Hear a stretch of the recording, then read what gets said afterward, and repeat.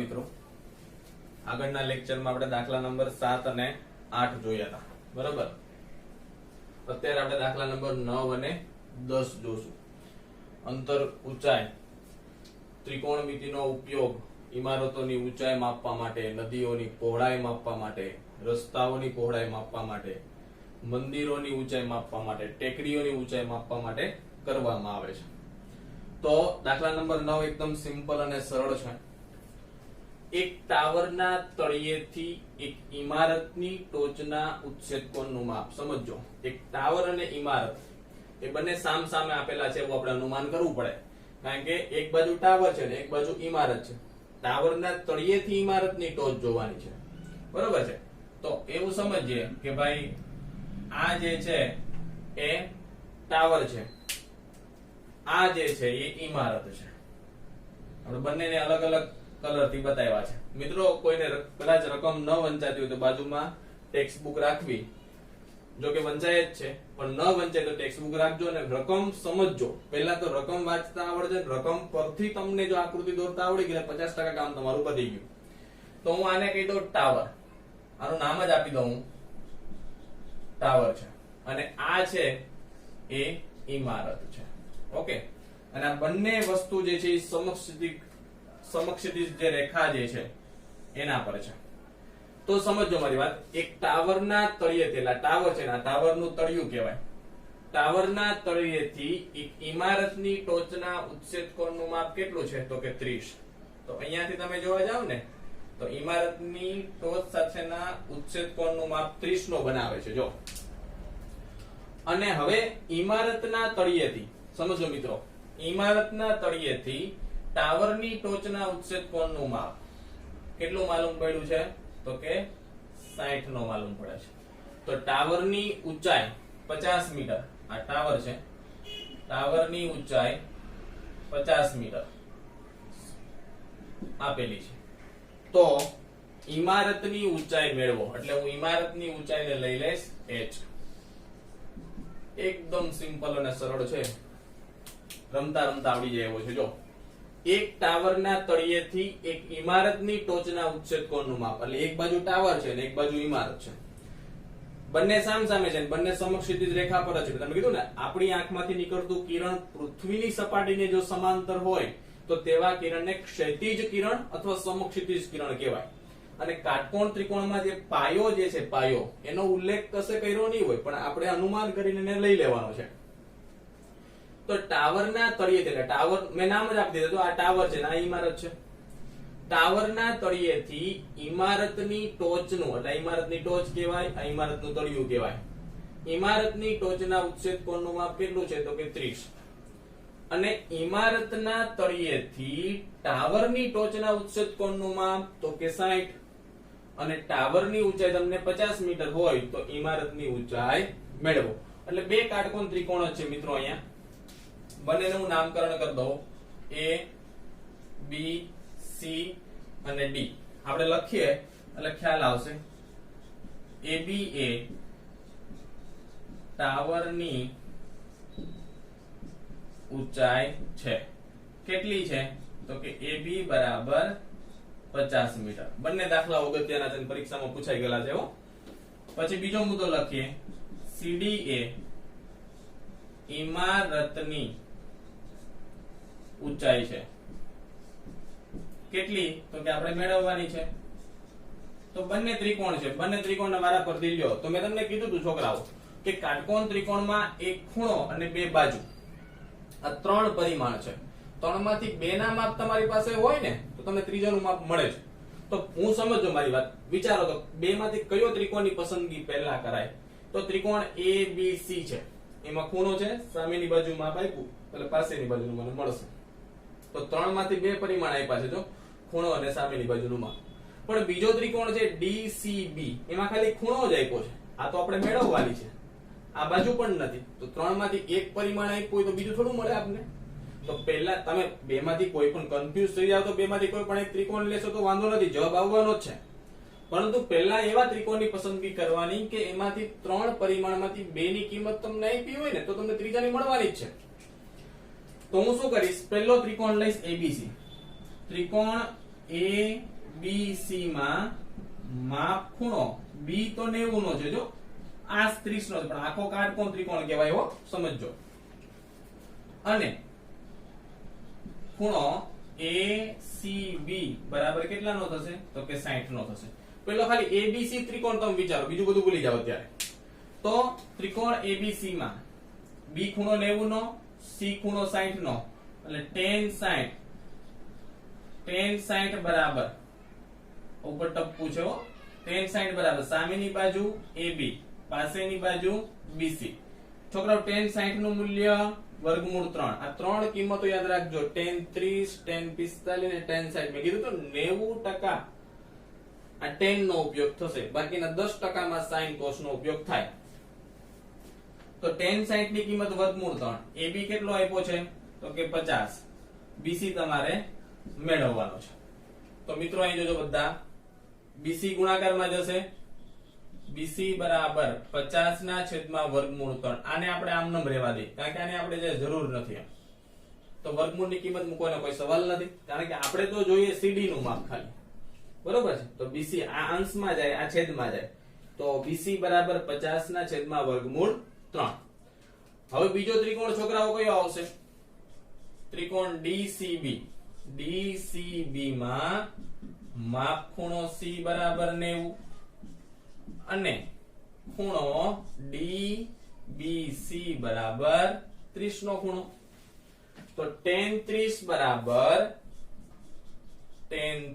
બરાબર સામેની બાજુ CD અને પાસેની બાજુ BC. tan 30 નું મૂલ્ય 1 ના છેદમાં વર્ગમૂળ 3. CD કેટલો? તો કે h મેળવવાનો છે. અને છોકરાઓ BC જોજો, 50 ના છેદમાં વર્ગમૂળ 3.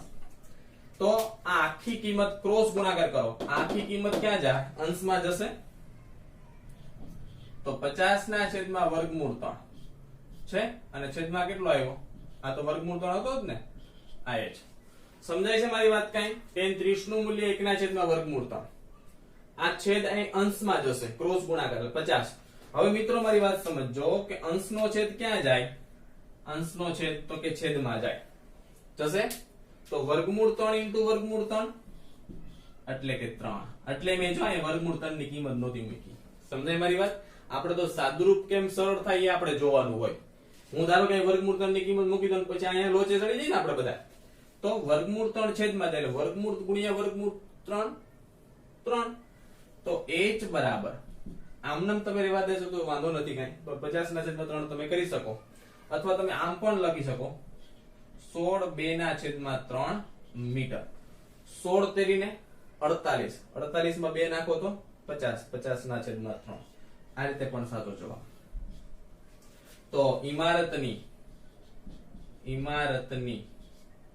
ઊંચાઈ 16 2/3 મીટર છે, 2 ના છેદમાં 3. ખ્યાલ આવ્યો? એકદમ સિમ્પલ દાખલો છે.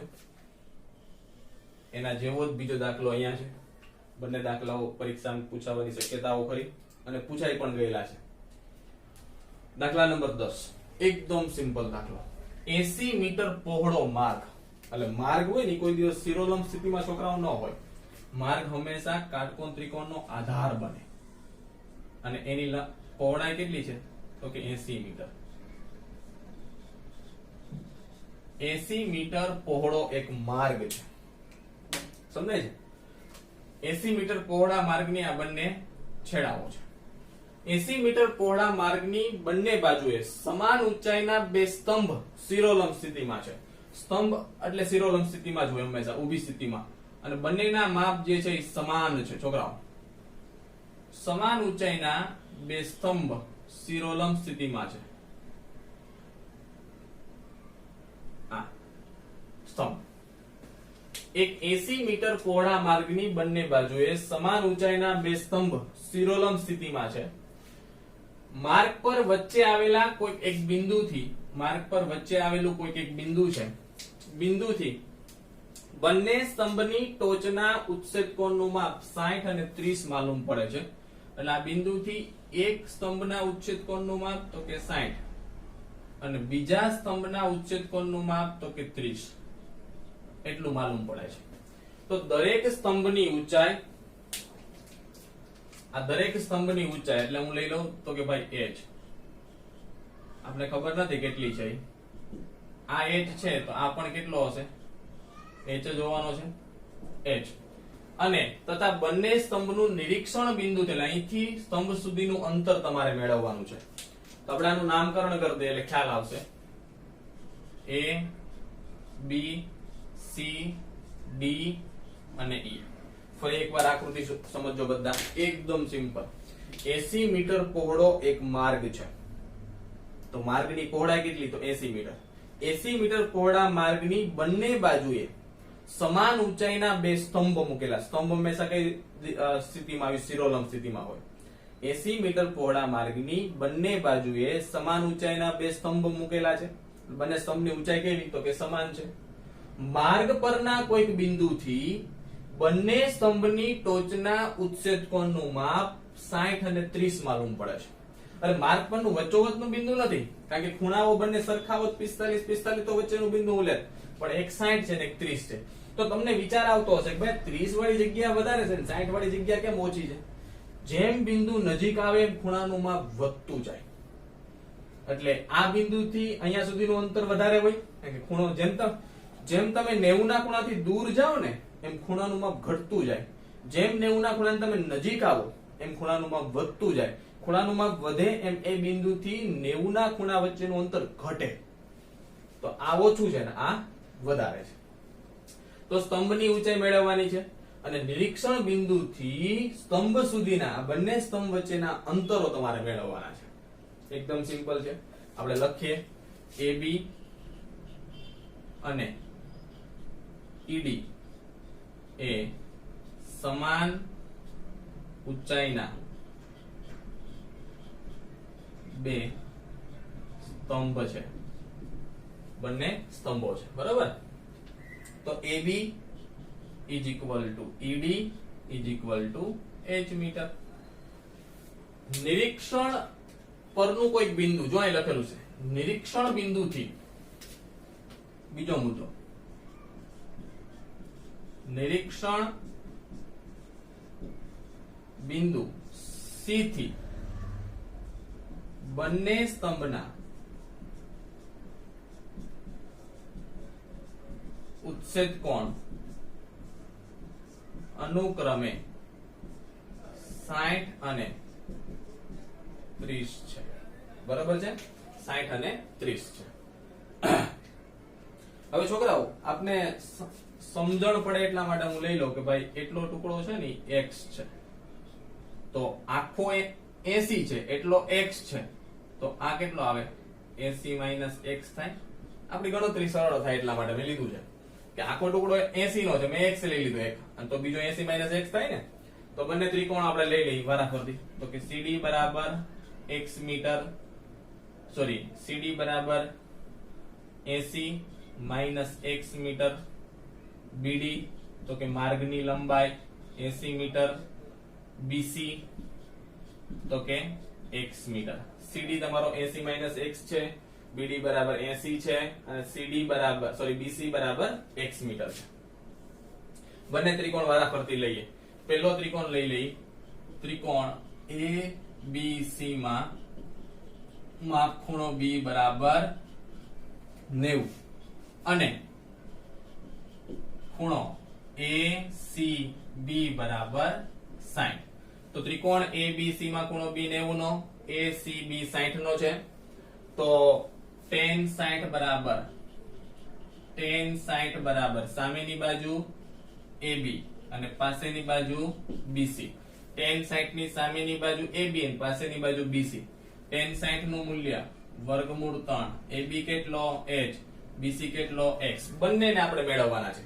h પણ મારે જોઈએ છે ને x ની કિંમત જોઈએ, તો બેમાંથી કોઈ પણ એકને સૂત્રનો કરતા કરી દે. મિત્રો અમારી વાત સમજજો. હું h ને સૂત્રનો કરતા કરું ને તો x ક્યાં જશે, ગુણાકારમાં જાય. તો મેં h ને પણ સૂત્રનો કરતા કરી લીધો અને હું x ને પણ સૂત્રનો કરતા કરી લો તો x ઉપર જશે, વર્ગમૂળ 3 નીચે જશે, તો h ના છેદમાં વર્ગમૂળ 3. જ્યાં જેની જરૂર પડશે ને ત્યાં આપણે લઈ લેશું. સમજાય મારી વાત? મારે h પણ મેળવવો છે અને x પણ મેળવવો છે. તો બંનેને સૂત્રનો કરતા કરી લો, જ્યાં જ્યાં જેની જરૂર પડશે એ આપણે લઈ લેશું, અને સાદુરૂપ કેમ સરળ થાય એ આપણે જોવાનું હોય. તો h ને સૂત્રનો કરતા કરો તો x ગુણાકારમાં જાય, વર્ગમૂળ 3 x બરાબર h, અને x ને સૂત્રનો કરતા કરશો તો x ગુણાકારમાં વર્ગમૂળ 3 છેદમાં h ના છેદમાં વર્ગમૂળ 3. બીજો ત્રિકોણ લઈ લઈએ આપણે. ત્રિકોણ EDC માં માપખૂણો D બરાબર 90 અને ખૂણો ECD બરાબર 30. 300 નથી હો, આ 30 ની ઉપર ટપકું કરેલું છે એવું સમજવું, બરોબર છે. તો ખૂણો D બરાબર 90, ખૂણો ECD બરાબર 30. તો હવે શું કરીશ, tan 30 બરાબર સામેની બાજુ ED પાસેની બાજુ CD, tan 30 ની સામેની બાજુ ED પાસેની બાજુ CD, tan 30 1 ના છેદમાં વર્ગમૂળ 3, ED કેટલો h, CD કેટલો 80 માઈનસ x. તો 80 માઈનસ x ગુણાકારમાં ક્રોસ ગુણાકાર કરો, વર્ગમૂળ 3 ઇન્ટુ h. હવે મારી વાત સમજો મિત્રો, હું અહીંયા x ની કિંમત પણ મૂકી શકું તો આખું સમીકરણ h માં આવે, એટલે મને h ની કિંમત મળી જાય. અહીંયા હું h ની પણ કિંમત મૂકી શકું એટલે આખું સમીકરણ x માં આવે, એટલે મને x ની કિંમત મળી જાય. તો મિત્રો હું સરળ મને કયું રહેશે કે હું h ની કિંમત મૂકવાનું પસંદ કરીશ. કેમ એવું? કારણ કે h ની કિંમત છે ને વર્ગમૂળ 3 ઇન્ટુ x છે. હું અહીંયા h ની કિંમત મૂકવાનું પસંદ કરું. જો 80 માઈનસ x બરાબર વર્ગમૂળ 3, h કેટલો તો કે વર્ગમૂળ 3 ઇન્ટુ x. તમને સમજ પડી કે કેમ મેં h મૂક્યો, h ની કિંમત મૂકી? કારણ કે વર્ગમૂળ 3 ગુણ્યા વર્ગમૂળ 3 3, બરોબર છે. તો 80 માઈનસ x બરાબર 3x, માઈનસ x પેલી બાદ જાય, 3x પ્લસ x, 80 બરાબર 4x, 4 છેદમાં જશે, 80 ભાગ્યા 4, x બરાબર 20 મીટર. x બરાબર 20 મીટર એટલે BC તમને કેટલો મળ્યો? 20, એટલો 20 થાય ને, 80 માંથી 20 બાદ કરો એટલે CD કેટલો મળશે? 60 મીટર. મળી ગયો. ચાલો હવે બાકી કોણ રહ્યો તો કે h. હવે x ની કિંમત તમે અહીંયા મૂકી દેશો, h બરાબર વર્ગમૂળ 3 ઇન્ટુ x. તો h બરાબર વર્ગમૂળ 3, x ની કિંમત કેટલી હતી? 20. તો h બરાબર 20 વર્ગમૂળ 3 મીટર. સ્તંભની ઊંચાઈ કેટલી આવશે? સ્તંભની ઊંચાઈ 20 વર્ગમૂળ 3 મીટર છે.